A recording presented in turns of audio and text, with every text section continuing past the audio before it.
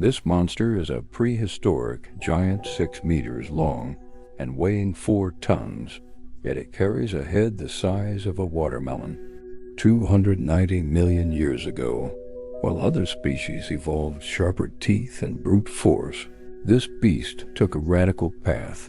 It ignored weaponry and focused entirely on a massive Cotylorhynchus gut, the first mega herbivore to dominate the global ecosystem. Its appearance redefined the survival logic of early land life. To understand its bizarre form, we must look at the cutthroat evolution of the Permian period, an era defined by a massive surge in the size of land-dwelling creatures. Synapsids grew rapidly as predators and prey entered an evolutionary arms race. Herbivorous edificaurids and carnivorous sphenocodontids surged in size at an incredible pace. By then, the famous Dimetrodon reached nearly 4 meters, evolving powerful skulls and razor-sharp teeth for the kill. Or the sudden jump in size, pure necessity. As prey grew larger, predators had to hit harder. But herbivores faced a challenge 100 times tougher.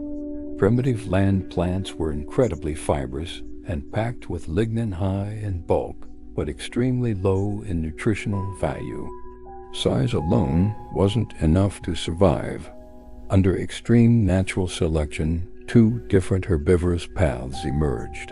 Edificaurids took the traditional route, optimizing jaws and grinding teeth. But the Casids, the family Cotylorhynchus, took a radical shortcut, abandoning complex dental evolution entirely. It ditched flashy traits like heat-regulating sails, focusing only on one goal, maximizing gut capacity. It completely restructured its skeleton and muscles to become a Permian anomaly. Research shows that herbivores grew first, forcing predators to catch up.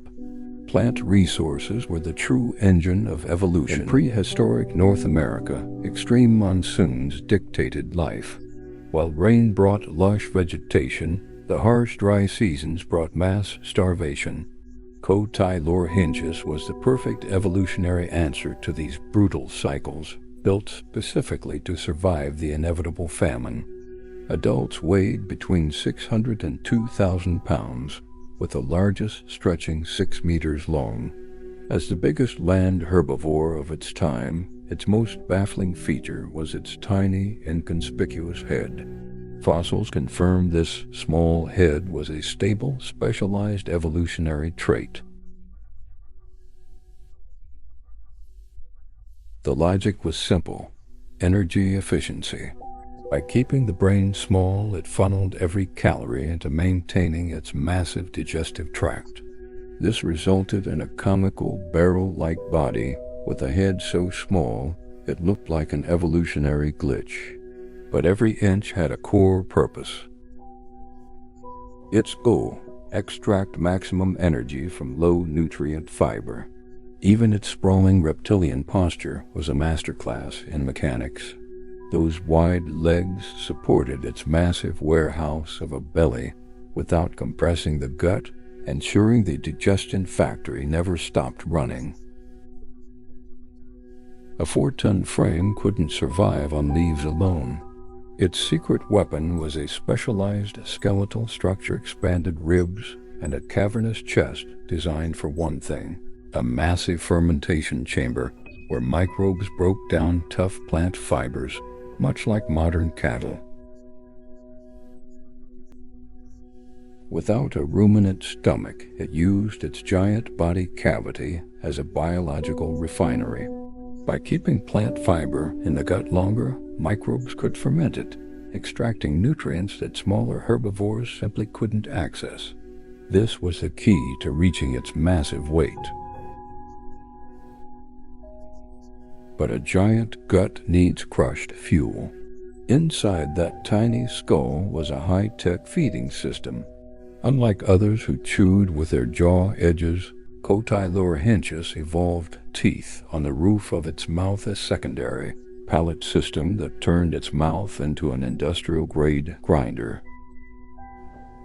Fossils show jaw edges lined with nearly 20 teeth, but the roof of the mouth was packed with specialized teeth for tearing coarse fiber. This internal blender ground tough plants into a paste for fermentation. Its slow-wearing teeth were perfectly adapted for a lifetime of heavy-duty chewing. For over a decade, scientists debated if this beast was semi-aquatic. Its bulky frame and sprawling limbs resembled a modern hippo, leading some to believe it needed water's buoyancy to support its weight. But new evidence has finally settled the score. A 2016 study on bone density suggested a semi-aquatic lifestyle, but further analysis debunked this. Bones alone don't tell the whole story. You must look at the environment. All complete fossils come from terrestrial layers in North America's Hennessy Formation. These layers were formed in hot, arid monsoon climates. Plenty of seasonal floods, but no permanent lakes or swamps. Cotylorhynchus lived alongside desert dwellers, not aquatic creatures. It was a land beast through and through. It had no fins, no streamlined body, and no aquatic breathing. It was a purely terrestrial tank. In the brutal Permian world, it traded speed and intelligence for a perfect digestive system. It survived through extreme pragmatism, becoming a prehistoric titan.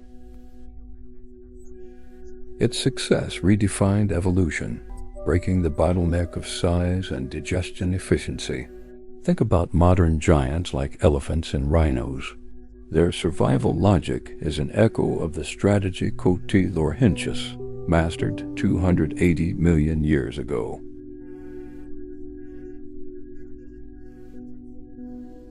History truly does repeat itself.